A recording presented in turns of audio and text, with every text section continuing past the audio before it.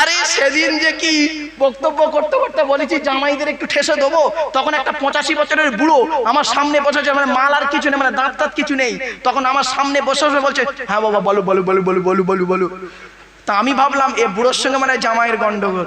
তখন আমি বলছি হ্যাঁ বাবা আপনি কারোর জামাই নন। বলছে আমি তো বুড়ো হয়ে গেছি। বুড়ো হয়ে গেলে জামাই চলে যায় নাকি? মনে রাখবেন বন্ধুরা, বাড়িতে যখন যাদের বাম্মা আছে, বাম্মা সম্পর্কে কোরআনে কি বলা হয়েছে শুনে নিন। আমারা এত বোকা বব্বর, আল্লাহর নবীর পরে স্থান বাপ আর মাকে দিই না, কোন আলেম মাওলানাকে দিয়ে বসে থাকি ফট করে। মনে রাখবেন আল্লাহর নবীদের পরে স্থান হলো বাপ আর মায়ের। মনে রাখবেন বাম্মার ইজ্জত আল্লাহ এত দিয়েছে, কোরআনে শুধু বাম্মার কথা কোথায় কোথায় আছে খালি শুনে নিন। 1 নম্বর পারার 11 নম্বর পৃষ্ঠা 12 নম্বর লাইন সূরার নাম সূরা বাকারা, বাম্মার সেবা করতে বলেছে।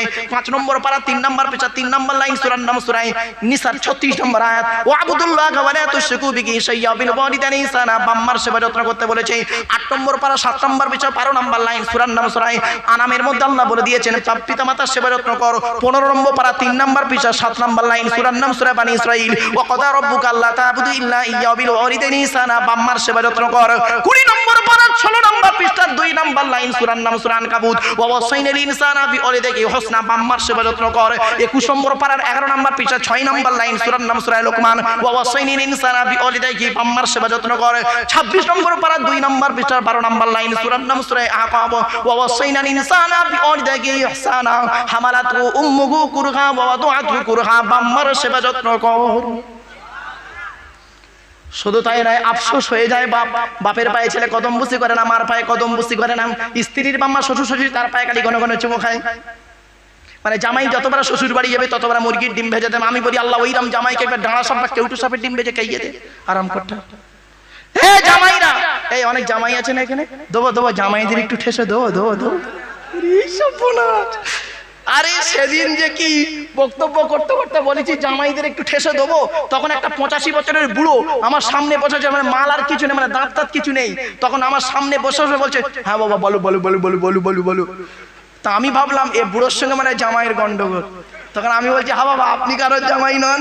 বলছে আমি তো বুড়ো হয়ে গেছি। বুড়ো হয়ে গেলে জামাই চলে যায় নাকি? এই টিন্ডার জামাইরা, এই টিন্ডার জামাইরা, তোমাদের বাপ আর মা, তোমাদের শ্বশুর শাশুড়ি যখন তোমাদেরকে আব্বা বা বাবা বলে ডাকবে, জীবনে কোনোদিন শ্বশুর শাশুড়ির আব্বা বা বাবাটাকে ভুলে যেও না। মনে রাখবে কোনোদিন কোনো শ্বশুর শাশুড়ি তার জামাইকে অন্তর থেকে আব্বা বা বাবা বলে ডাকে না, ওটা ওর মেয়ের স্বার্থে তোমাকে আব্বা বা বাবা বলে। ঠিক না বেটি? অনেকে মনে মনে বলছে মারুফ ভাই আমি একলা বাপের একটা মেয়েকে বিয়ে করেছি, আমার শালা নেই শালি নেই, আমার শ্বশুর আমাকে অন্তর থেকে আব্বা বলে ডাকে। আমি তোমার সঙ্গে চ্যালেঞ্জ করলাম, দেখি তোমার শ্বশুর কি করে তোমাকে আব্বা বলে ডাকে দেখবো। তুমি তোমার স্ত্রীর গালে সেটা একটা চড় মারবে, গাল ফেটে রক্ত বেরোবে, তোমার স্ত্রী ওই রক্তাক্ত গালটা নিয়ে তার বাপের কাছে তার শ্বশুরের কাছে খালি গিয়ে বলবে আব্বা তোমার জামাই মেরেছে। তখন তোমার শ্বশুর কি বলবে জানো? ওরে করি যা টুকরা মা তুই আর কাঁদিস নি, বুকটা আমার ফেটে যাচ্ছে, তোর বেদি থেকে 100 জন আসার কথা 200 জন এসছে, ছোট লোকের বাচ্চারা, আমার সর্বনাশ করে দিয়েছে। আগে যদি জানতাম এই শয়তানের বাচ্চার সঙ্গে তোর বেদি তুমি। ঠিক না বেটি? এ জামাইরা, তোমাদের শ্বশুর শাশুড়িরা যখন তোমাদেরকে আব্বা বা বাবা বলে ডাকবে, জীবনে কোনোদিন শ্বশুর শাশুড়ি আব্বা বা বাবাটাকে ভুলে যেও না। মনে রাখবে ওটা ওর মেয়ের সাথে তোমাকে আব্বা বা বাবা বলে ডেকেছে। কিন্তু বন্ধুরি, যেদিন তোমার জন্ম দুঃখিনী মা, জন্মদাতা বাপ যেদিন তোমাকে একবার আব্বা বা বাবা বলে ডাকবে, বাপ আর মায়ের আব্বা ডাকটা হলো আল্লাহর রহমতের জান্নাতি ডাক। আচ্ছা বাপেরা, ছোটবেলায় আমাদের বাপেরা আমাদের আব্বা বলে ডাকে না? আরে ভাই বলুন না, ছোটবেলায়। আচ্ছা যে বাপ আমাকে ছোটবেলায় আব্বা বলে ডাকলো, আমার বয়স এখন 40, আমার বাপের বয়স 75 বছরের বুড়ো মানুষটা 40 বছরের ছেলেকে আর আব্বা বলে ডাকে না কেন? তার মানে তার কলজেটাকে এতটা ঝাঁঝরা করে দিয়েছি, আব্বা শব্দটা আর আসে না। কিছু বুঝতে পারছেন আমার ওয়াজ বাপেরা?